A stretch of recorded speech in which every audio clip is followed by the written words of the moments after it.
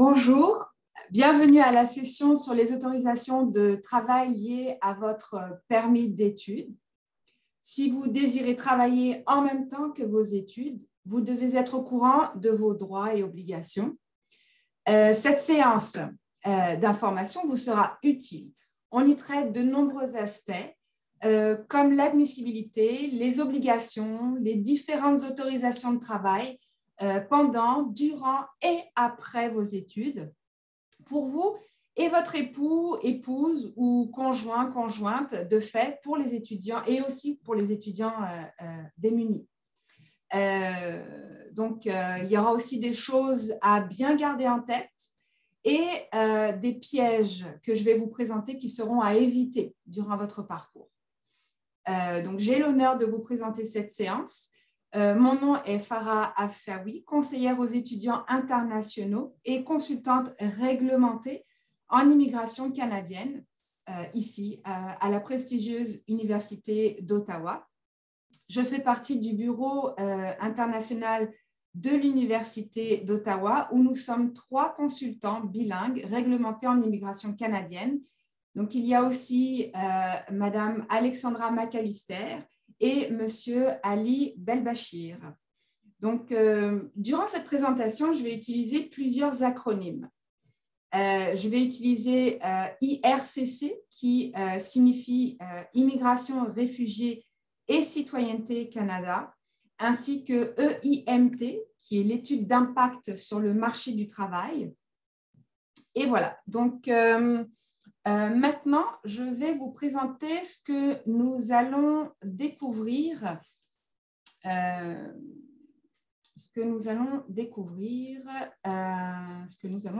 durant cette session. Je vais partager d'abord mon écran.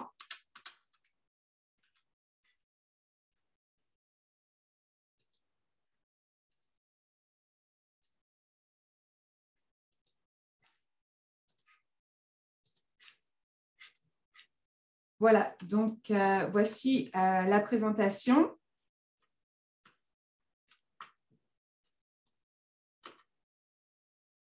Je vous laisse lire cet avertissement. Donc, pour vous informer que cette information est fournie à titre indicatif. Bien sûr, référez-vous toujours au site officiel, site Internet officiel du gouvernement du Canada, qui est le site d'IRCC. Maintenant, donc, ici, c'est ce que je vous disais à l'instant. Et maintenant, voici l'aperçu de la présentation. Donc, on va voir d'abord dans un temps les autorisations de travail qui sont liées avec, à votre permis d'études. Donc, on va y voir l'admissibilité, les obligations, puis on va faire une distinction entre le travail sur le campus et hors campus. On va également voir maintenant le permis de travail, qui n'est pas une autorisation à votre permis d'études, mais c'est véritablement une demande de permis de travail pour ceux qui ont des stages à faire, les stages coop, ou bien nous allons voir également d'autres permis comme le permis de travail pour étudiants démunis, bien sûr le permis de travail post-diplôme, également le permis de travail pour les époux, épouses ou conjoints, conjointes de fait. Et nous allons en voir d'autres. Et enfin, nous allons voir tout ce qui est lié au travail après, lorsque vous désirez continuer vos études après l'expiration de votre permis d'études. Nous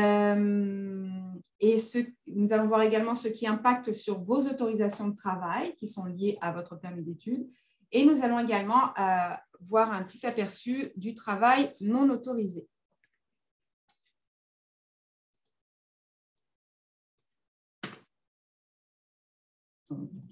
Voilà. Donc, tout d'abord, on va commencer par le début, c'est-à-dire ce qui vous rend admissible à l'autorisation de travail. Ce qui est important ici, il y a 3 maîtres mots pour l'admissibilité. Étudiant, temps plein et remarque sur le permis de travail. Donc, vous devez avoir le statut d'étudiant à temps plein afin d'être autorisé à travailler en utilisant votre permis d'études. Vous n'avez pas besoin d'un permis de travail séparé, c'est une autorisation qui est attachée à votre permis d'études. Ce qui implique que si vous êtes à temps partiel, vous ne pouvez pas travailler.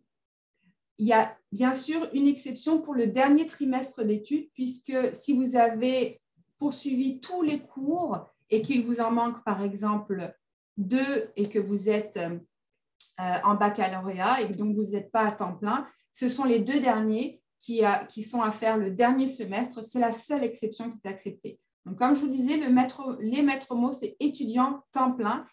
Et bien sûr, cette remarque sur le permis d'études qu'on va voir tout à l'heure. Sachez que si vous commencez le trimestre à temps plein et que plus tard, vous décidez d'abandonner un cours et que vous étiez à temps partiel, vous devez cesser de travailler jusqu'au moment où vous redevenez à temps plein. Donc, encore une fois, étudiant, temps plein, c'est ça qui vous donne cette autorisation de travail.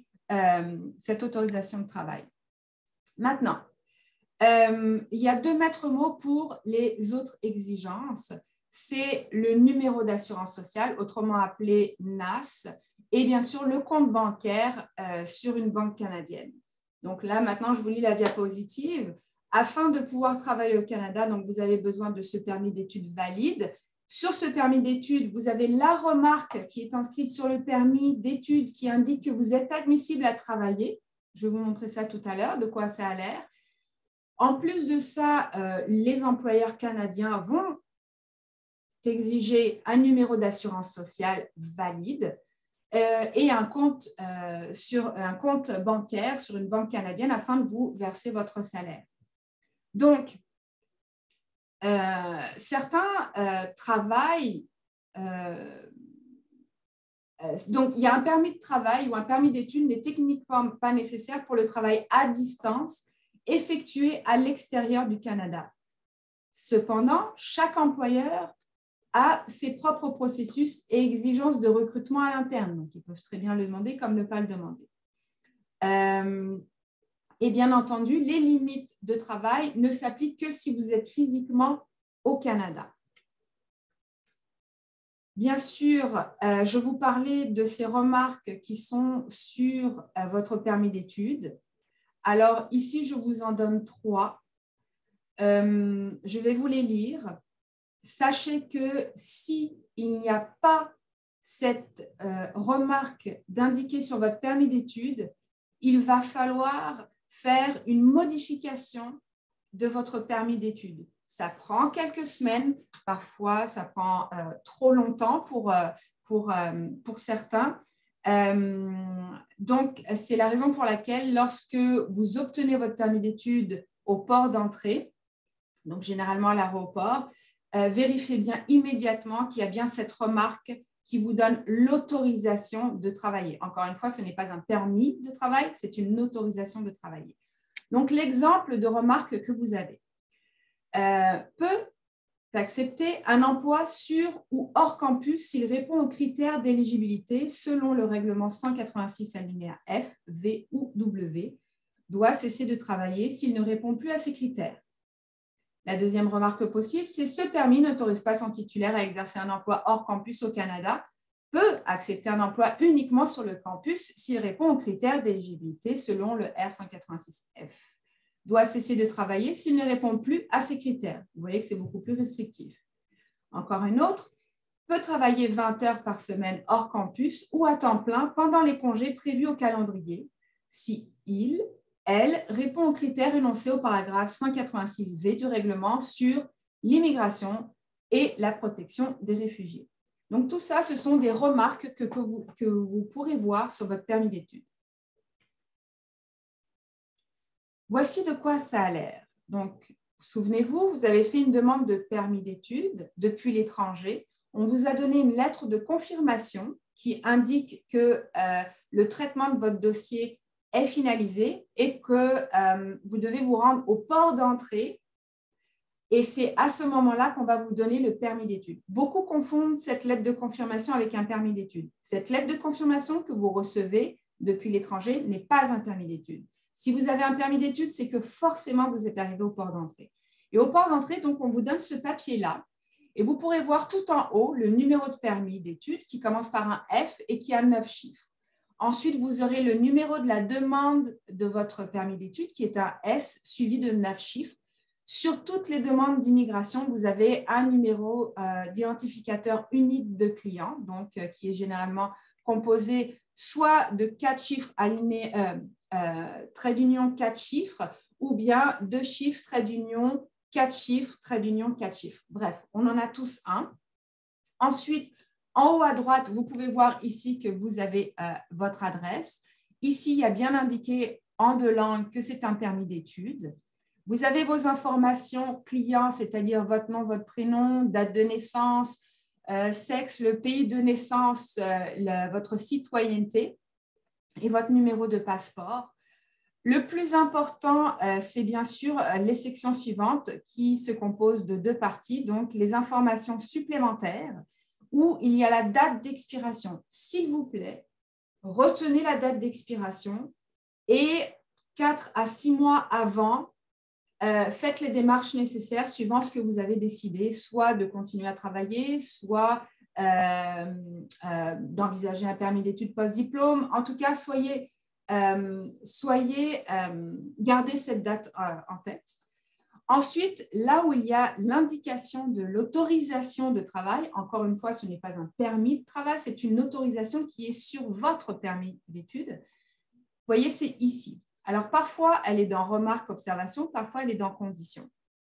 Vous voyez qu'ici, il y a, en français, peut accepter un emploi sur le campus ou hors campus de l'établissement où il est inscrit s'il respecte les critères d'admissibilité prévus au règlement 186 alinéa F, V ou W et doit cesser de travailler s'il ne respecte plus ces critères. Et bien sûr, doit quitter le Canada au plus tard, et là, c'est la date d'expiration. Donc, voilà à quoi ça ressemble. Maintenant, je vais vous montrer aussi à quoi ressemble un NAS, donc un numéro d'assurance sociale. Avant, on vous donnait une carte en plastique. Maintenant, c'est un document.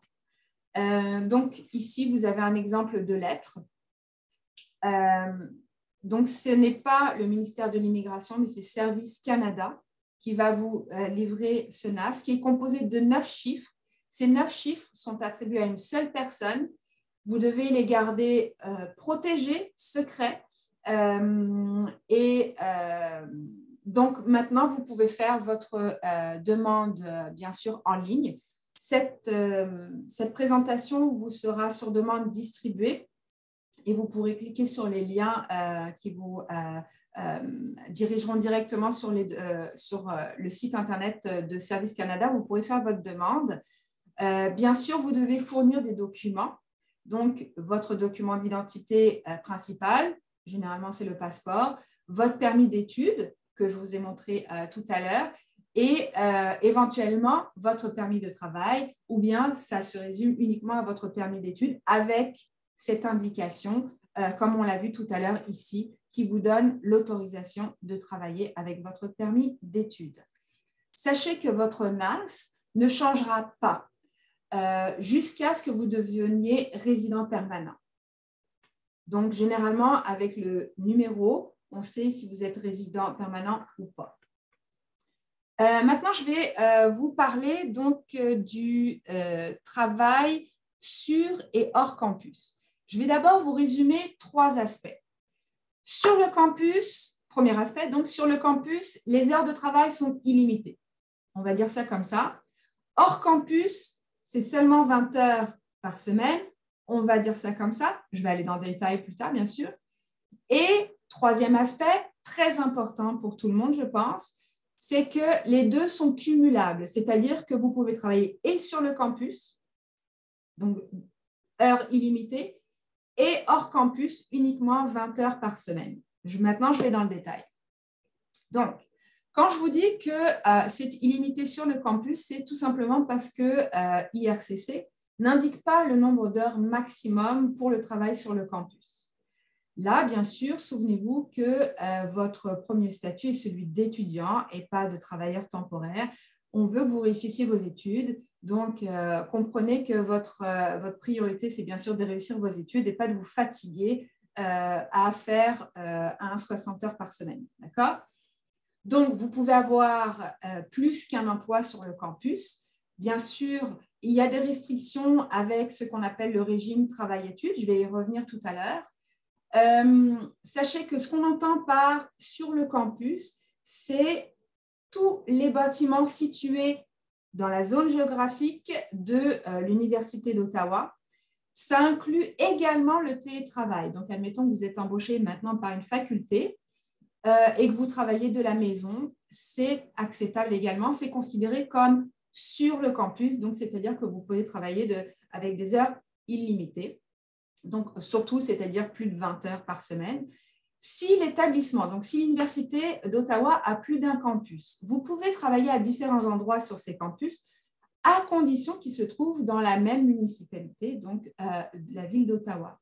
S'il y a un établissement à des campus dans différentes villes, donc là, vous allez être uniquement limité à travailler sur le campus de l'établissement où vous êtes inscrit en tant qu'étudiant à temps plein. Donc, sinon, il va s'agir d'un emploi, d'un travail hors campus, c'est-à-dire limité à 20 heures semaine. Donc, bien sûr, vous pouvez travailler à d'autres endroits. Si vous travaillez comme assistant d'enseignement ou de recherche, donc là, ça va être considéré sur le campus. Et si votre travail est strictement lié à une subvention de recherche, là également, vous serez considéré sur le campus. Donc, vous pouvez travailler un nombre illimité d'heures. Dans ce cas, vous pouvez travailler dans une bibliothèque, un hôpital ou un centre de recherche associé à votre école, même s'il se trouve hors campus. Donc, bien sûr, quels peuvent être les employeurs sur le campus? Effectivement, il n'y a pas que l'université, mais je vais vous détailler ça à l'instant. Il peut s'agir de l'institution elle-même, donc de l'Université d'Ottawa. Vous pouvez également travailler pour un membre de faculté, une organisation étudiante. Vous pouvez même diriger une entreprise qui est physiquement située sur le campus, donc vous pouvez être votre propre patron. Et pour une entreprise qui est située sur le campus, ça peut être également une entreprise privée. Certains peuvent travailler dans un Starbucks, par exemple, dans un café ou en tout cas qui se situe sur le campus. Il peut s'agir également d'un entrepreneur privé qui fournit des services à l'Université d'Ottawa sur le campus.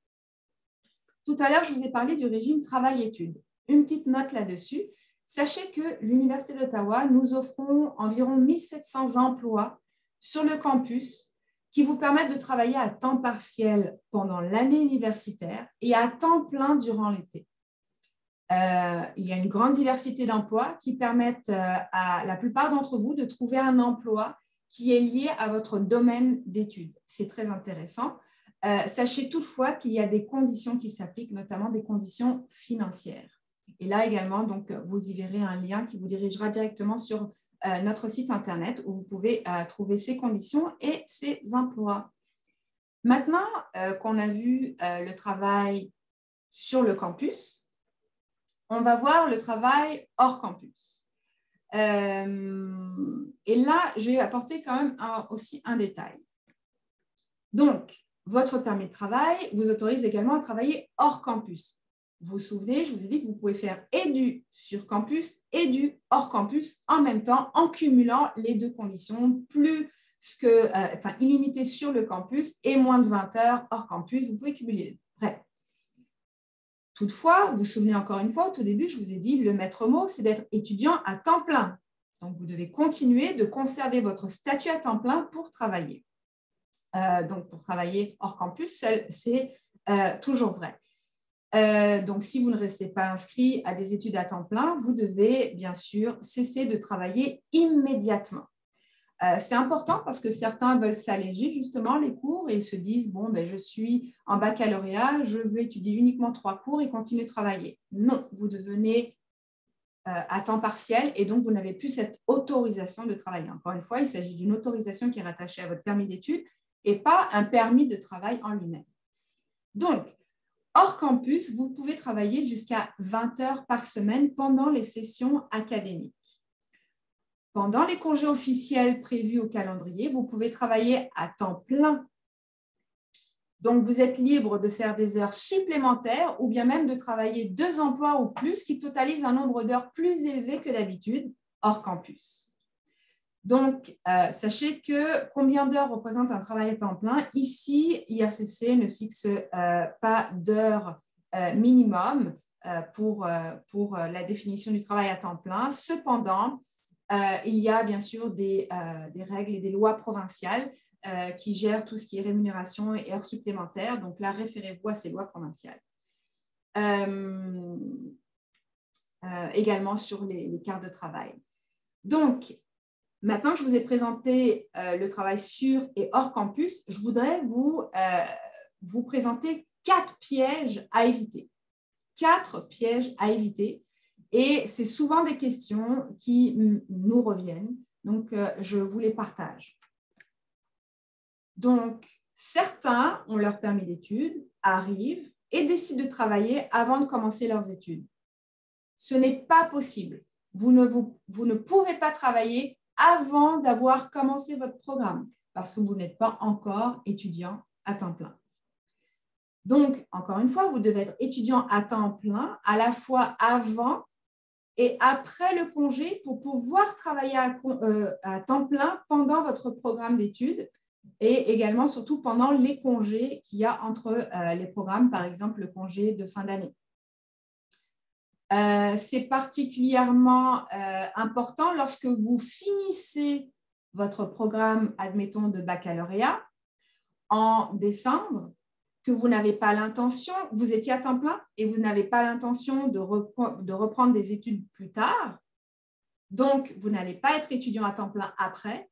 Qu'est-ce qui se passe pendant ce congé où vous êtes encore officiellement étudiant tant que vous n'avez pas été notifié que votre programme est fini par l'université? Dans ces cas-là, vous ne pouvez pas travailler à temps plein pendant ce congé-là. D'accord? Donc, si vous devez terminer votre programme d'études et que c'est suivi d'un congé, vous ne pouvez faire que du temps partiel jusqu'à ce que vous receviez une confirmation que vous avez terminé vos études. Quelle est cette confirmation? C'est généralement le relevé de notes final ou bien une lettre qui indique que vous avez complété vos études, les deux sont également sur demande à Infoservice. Les congés prévus au calendrier scolaire. Alors, parfois, des étudiants nous reviennent en disant « j'ai eu mon dernier examen le 10 décembre, est-ce que ça y est, je suis en congé et je peux travailler à temps plein ?» Non. Lorsqu'IRCC dit que vous pouvez être à temps plein pendant les congés officiels, donc les congés prévus au calendrier scolaire, ça ne signifie pas vos propres congés après votre dernier examen, mais il s'agit véritablement du congé de l'université. Par exemple, pendant les vacances officielles d'hiver, les dernières, c'était du 22 décembre à 17 h jusqu'au, je pense, jusqu'au 4 janvier, 8h45. Enfin, vous référez en tout cas vous allez sur le site de l'Université d'Ottawa, date académique, et là, vous allez avoir les dates de congés officiels. Donc, généralement, les congés officiels, c'est les vacances d'hiver. Ça peut être également tout le semestre d'été, s'il est optionnel pour vous, ou bien ça peut être la semaine de relâche de lecture de l'automne ou du printemps. Donc, je vous parlais du lien pour les dates importantes et échéances scolaires. Donc, vous l'avez ici. Vous avez ici donc toutes nos dates de congés prévus au calendrier. C'est important parce que c'est vraiment par rapport à cette date-là que vous pouvez travailler à temps plein hors campus si vous êtes toujours étudiant à temps plein.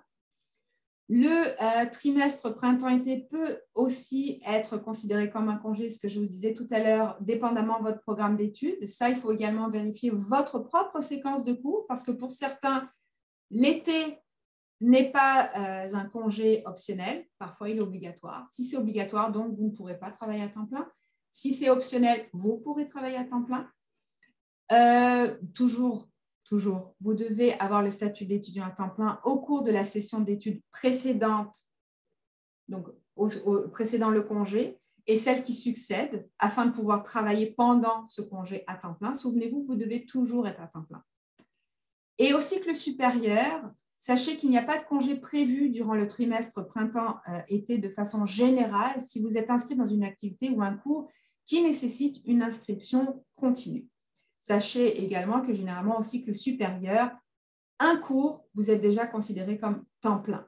Or, au baccalauréat, généralement, c'est 4 cours, vous êtes considéré à temps plein.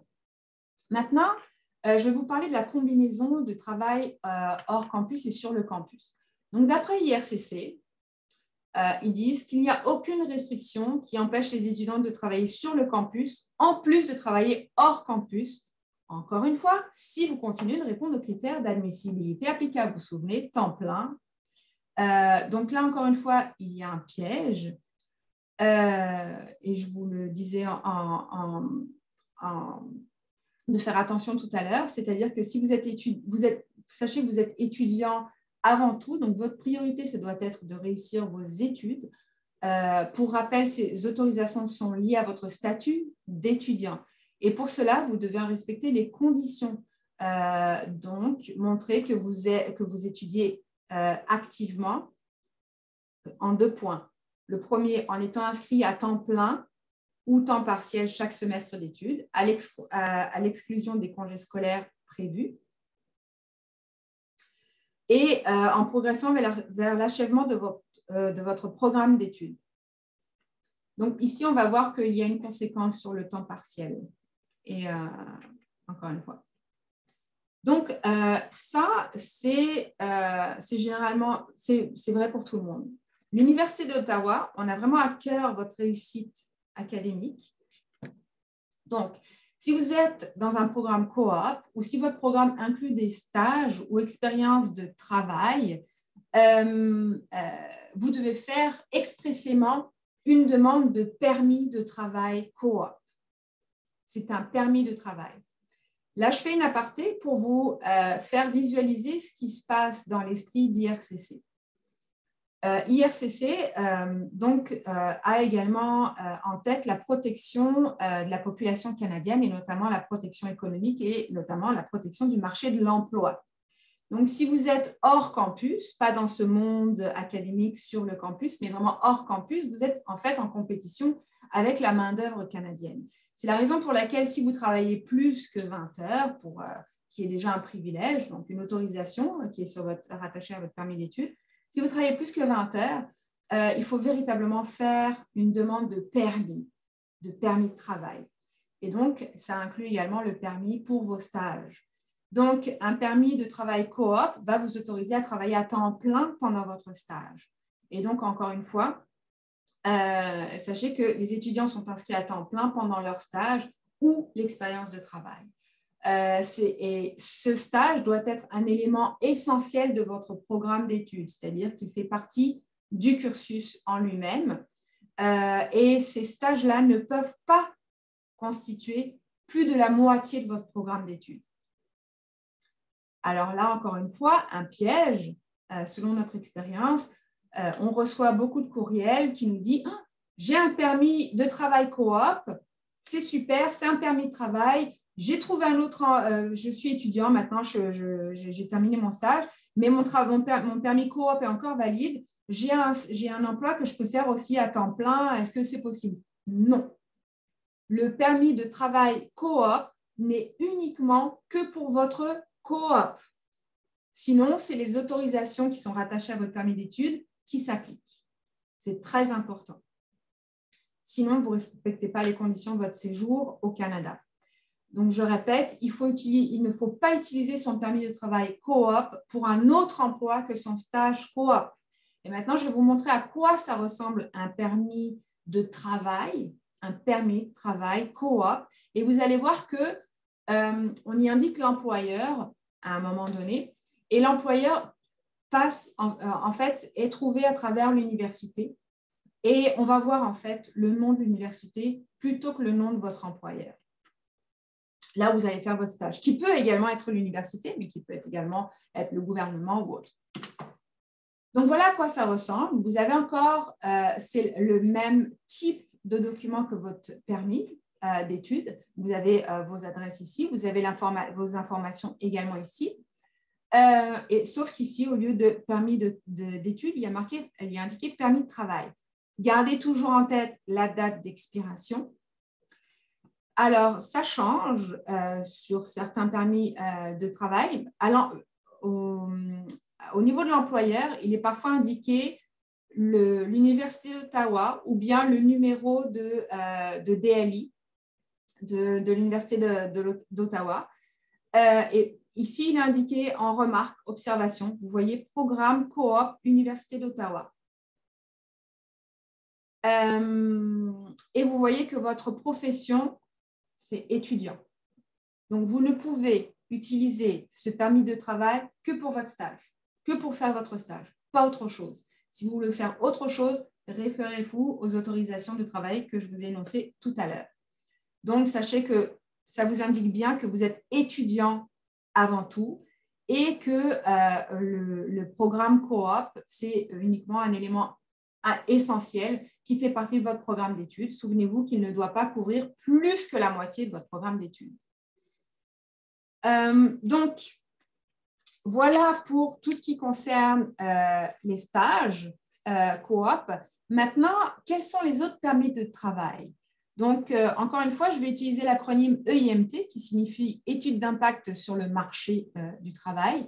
En effet, donc, la plupart des employeurs ont besoin d'obtenir une EIMT, donc une étude d'impact sur le marché du travail, avant de pouvoir embaucher un travailleur étranger temporaire.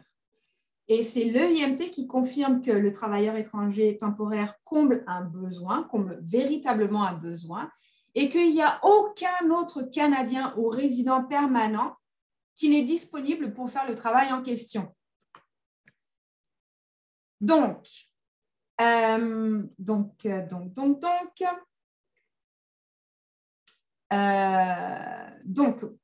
vais faire un détour par les étudiants démunis.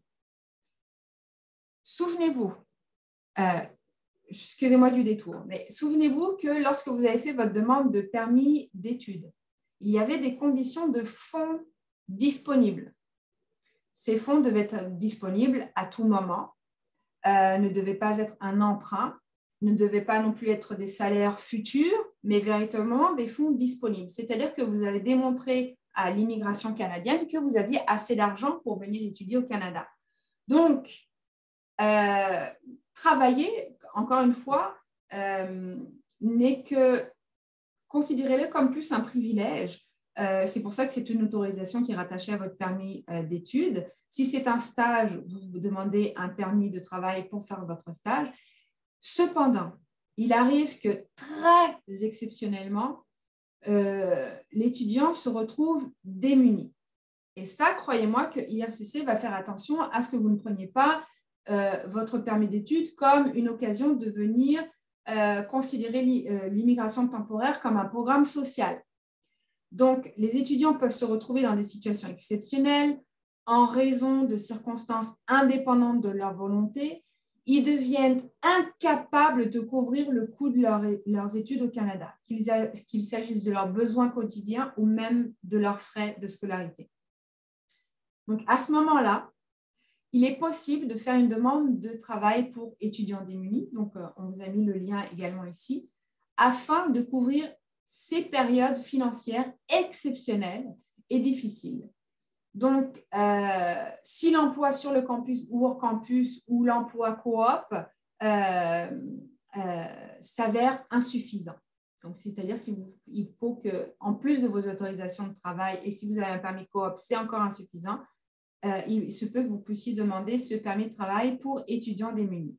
Bien sûr, encore une fois, puis j'insiste là-dessus parce que IRCC insiste là-dessus, il faut démontrer des preuves solides, des circonstances indépendantes de votre volonté, que vous ou bien la personne qui vous parrainait financièrement, donc que vous êtes en fait victime de ces circonstances indépendantes de votre volonté.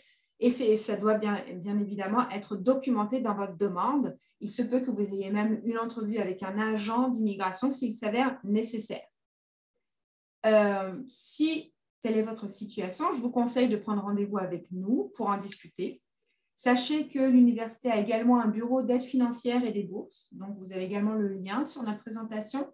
Il y a également des conseillers en aide financière que vous pourrez rencontrer. Encore une fois, je le répète, le piège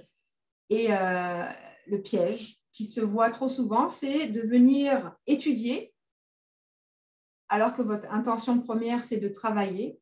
et de considérer les autorisations de travailler comme une autorisation de ne pas ou de ne plus étudier. Donc, c'est important de comprendre ce qu'est le statut d'étudiant en termes d'immigration temporaire. Ça inclut de venir au Canada avec des fonds suffisants. Maintenant, parlons d'un autre permis de travail. Donc, on n'est plus dans les autorisations, on est dans les permis de travail. On a vu le permis de travail coop, le permis de travail pour étudiants démunis. Maintenant, le permis de travail post-diplôme. On a une présentation complète là-dessus, mais laissez-moi vous en dire quelques mots ici. Donc, c'est un permis de travail qui permet aux étudiants qui ont obtenu un diplôme ici, dans un établissement d'enseignement désigné canadien, admissible, c'est-à-dire qu'il est désigné, de recevoir un permis de travail ouvert. Ouvert signifie que vous pouvez travailler n'importe où au Canada en vue d'acquérir une expérience de travail enrichissante au Canada. Donc, les demandeurs peuvent faire une demande de permis dans les 180 jours qui suivent la réception d'une confirmation écrite de l'université que vous avez terminé vos études. Qu'est-ce que cette confirmation écrite? Il s'agit d'un relevé de notes final ou bien d'une lettre qui indique que vous avez terminé vos études, toujours à demander à InfoService ou bien à votre faculté, suivant les cas, suivant si vous êtes dans un cycle supérieur ou pas. Donc, sachez qu'il y a bien sûr une validité sur ce permis de travail post-diplôme, qui est donc cette validité est en fonction de la durée de votre programme d'études, pas de la durée pour laquelle que vous avez utilisé pour faire vos études. Admettons que vous avez un programme de 2 ans, certains étudient très rapidement, ils le font en 16 mois, d'autres étudient très lentement, ou par exemple échouent à certains tests et à certains examens, ils les refont, etc. Donc, ce qui rallonge leur période d'études. Ce n'est pas basé sur la durée que vous avez utilisée, mais c'est basé sur la durée officielle du programme d'études. Alors, il peut y avoir une période minimale de 8 mois jusqu'à une période maximale de 3 ans pour votre permis d'études. Donc, bien sûr, on a une présentation beaucoup plus détaillée là-dessus. Cependant, je vais vous quand même, donc encore une fois, je continue sur les quelques mots sur le travail post-diplôme et je vais vous parler de l'admissibilité.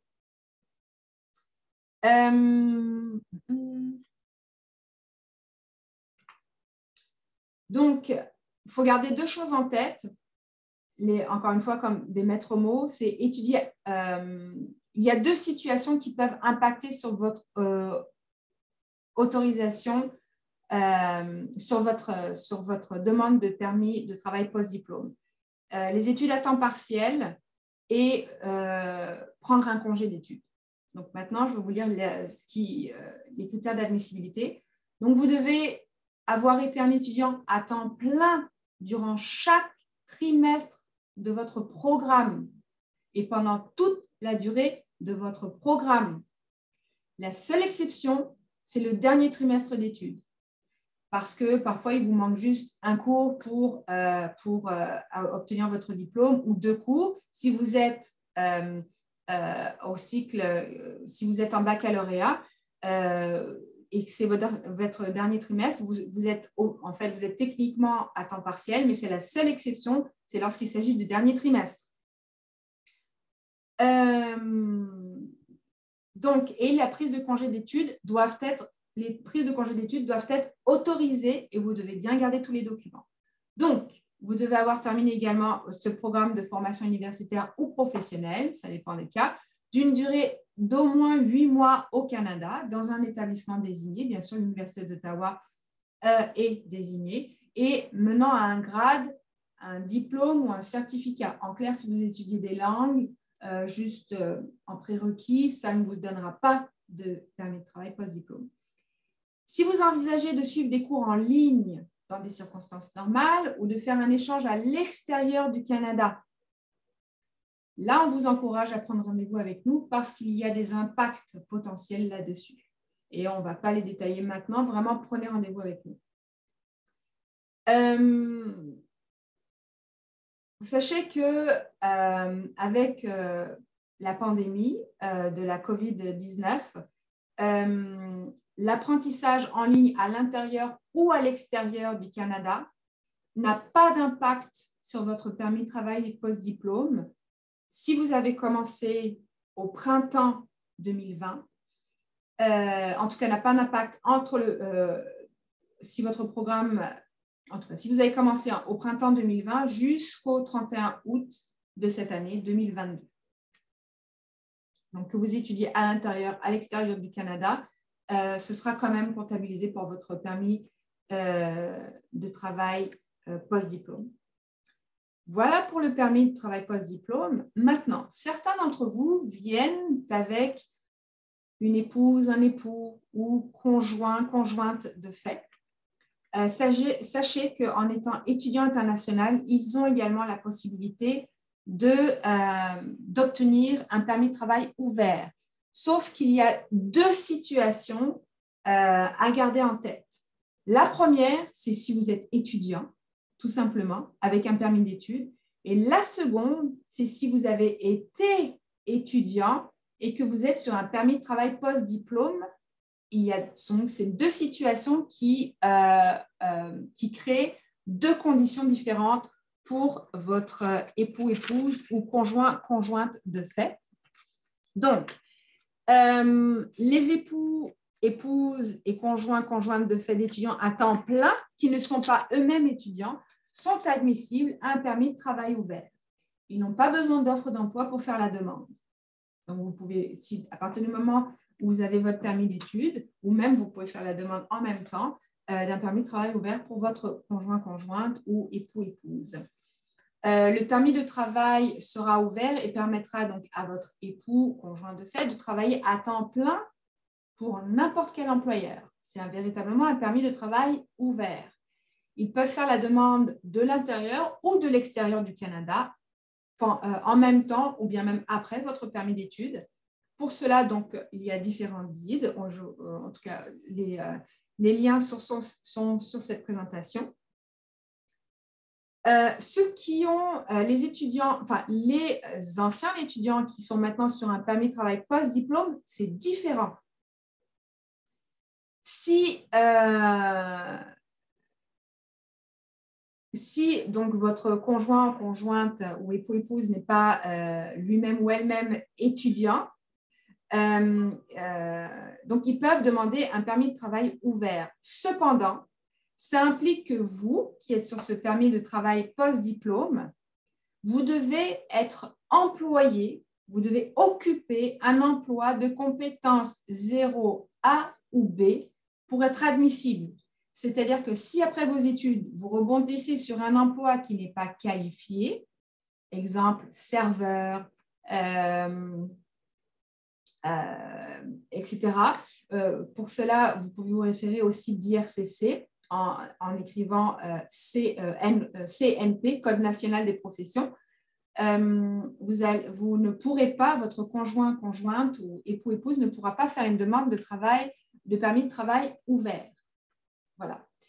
Donc, tout à l'heure, je vous parlais de IMT, d'impact sur le marché du travail. Voilà, j'ai terminé mon petit tour. Maintenant, je vais vous parler des autres permis de travail.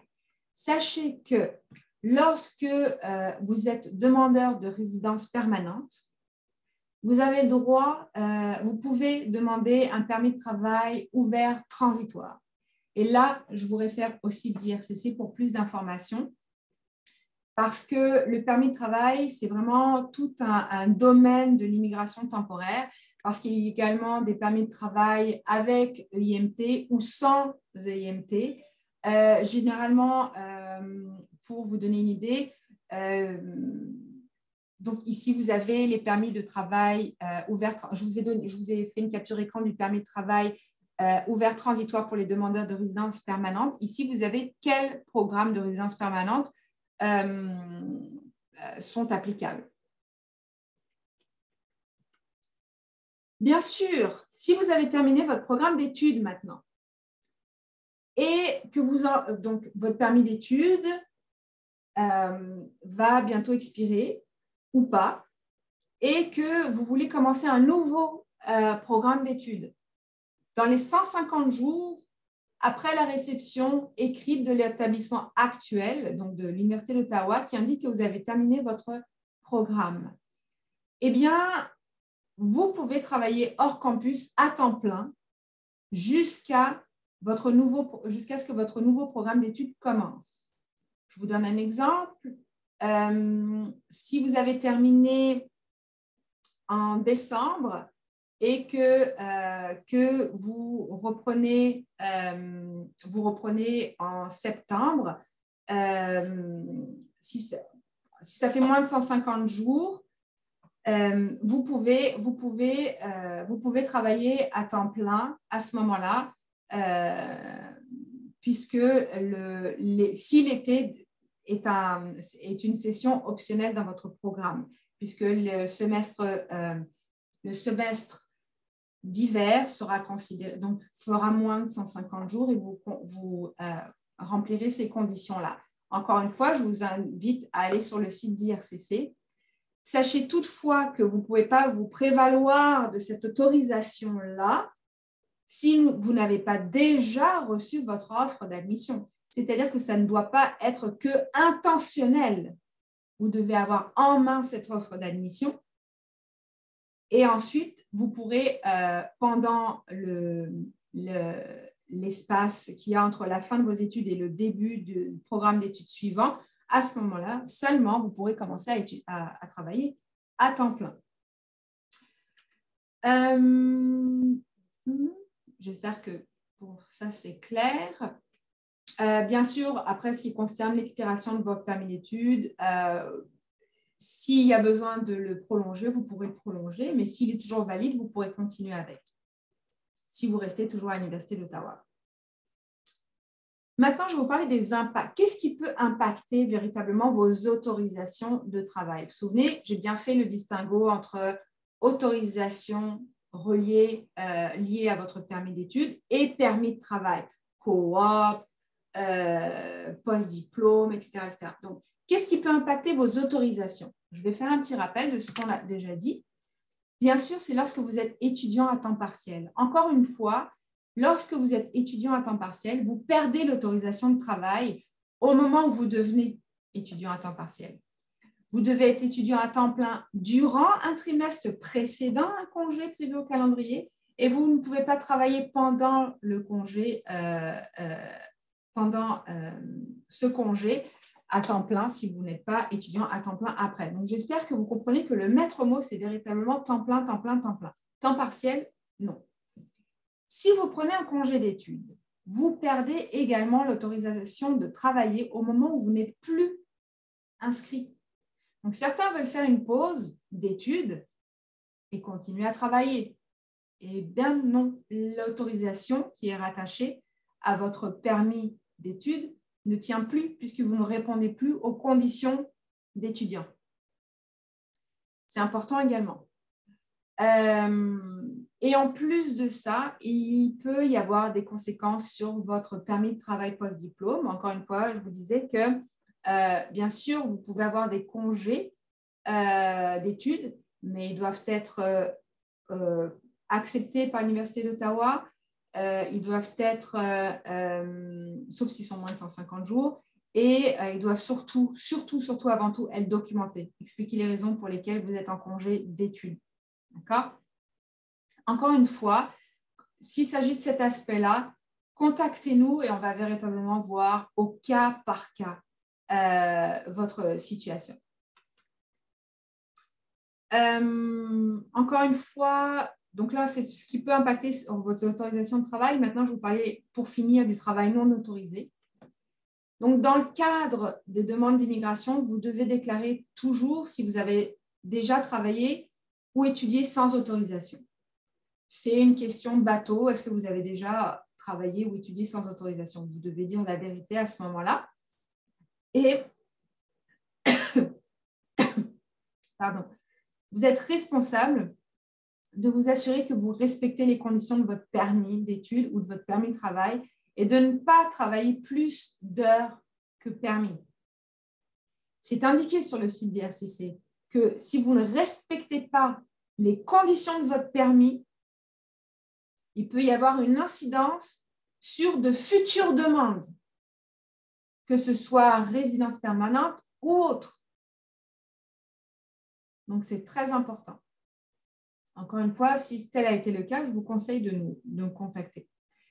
Donc, et puis un exemple, là c'est un petit exemple de conséquences. Un permis d'études ou de travail ne peut être délivré qu'après une période de 6 mois depuis la cessation ou de travail ou des études non autorisées ou le non-respect d'une condition. Bon, c'est-à-dire qu'il faudra attendre 6 mois avant de voir les choses déboucher. Mais ça, c'est une petite conséquence. Il peut y en avoir tout plein d'autres. Et justement, tout plein d'autres. Et là, je vous invite à communiquer avec nous. Donc, sachez que nous avons des séances hebdomadaires bilingues, une séance en français, une séance en anglais, toutes les semaines, où vous pouvez venir vous joindre à nous. Et pendant 1h30, on répond à toutes vos questions comme ça. C'est bien plus rapide qu'un courriel où vous êtes à l'heure actuelle plus de 10 000 étudiants et nous sommes 3 consultants réglementés. Donc, c'est bien plus rapide pour vous répondre pendant ces séances de SOS Immigration. Posez toutes vos questions, même si vous n'avez pas, je vous invite à participer parce que parfois, les questions d'autres étudiants peuvent vous servir également. Vous n'aviez pas pensé à un aspect ou à un autre. Nous avons également des rendez-vous individuels. Et bien sûr, pour nous rejoindre, pour communiquer avec nous par courriel, c'est à cette adresse suivante, donc uointl@uottawa.ca. Bien sûr, il y a d'autres moyens d'obtenir de l'information. Alors, je vous invite véritablement à voir notre FAQ, donc les questions fréquemment posées, parce que généralement, toutes vos réponses sont là. Bien sûr, nous avons d'autres séances d'information à venir. Je vous parlais du permis de travail post-diplôme, mais bien d'autres encore.